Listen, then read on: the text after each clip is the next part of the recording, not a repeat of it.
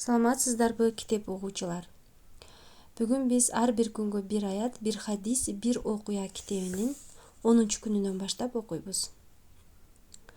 10-күн Аллахтын жалгыздыгы. Аят. Аллахка башка нерселерди теңеп, аларга сыйынба. Андан башка Кудай жок. Анын өзүнөн башка жандуу жансыздын баары жок болот. Өкүмдарлык жалгыз өзүнө гана таандык жана жалгыз өзүнө гана кайтып барасыңар. Касас сүрөсү 88-аят.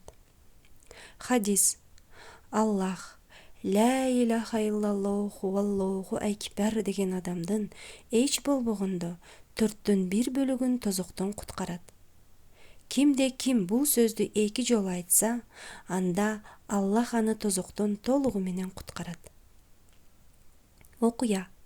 Азирети Мухаммед пайгамбарыбыздын саллаллаху алейхи вассаламдын жалгыз Аллахка ишенүүгө чакырган каты. Азирети Мухаммед пайгамбарыбыз саллаллаху алейхи вассалам бутпарас коомдордун падышаларына жөнөткөн каттарында чексиз илимдин ээси болгон, Аллахтын жалгыз экендигин, андан башка Кудай жок экенин жар салып, өзү Аллахтын элчиси болгондугу жөнүндө кабар берген. Бул каттардын иудей жана христиан коомчулуктарына жиберилген каттардан айырмасы Аллахтын бардыгы жана жалгыздыгы өзгөчө баса белгиленген. Маселен, ошол каттардын биринде мындай деп жазылган: Бисмиллахир-рахманир-рахим. Аллахтын кулу жана элчиси Мухаммедден ирандыктардын башчысы Кисрага.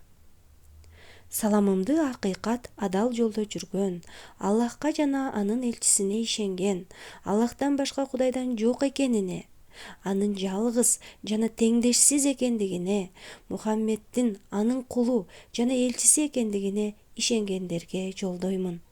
Сени исламга чакырам.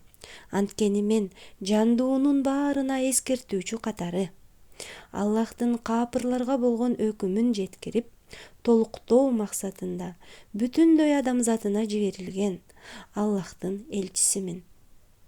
Андыктан исламды кабыл алып, түбөлүк бакытка жет. Эгер кабыл албай баш тарта турган болсоң, анда отко сыйынгандардын күнөөлөрү дагы сага жазылат.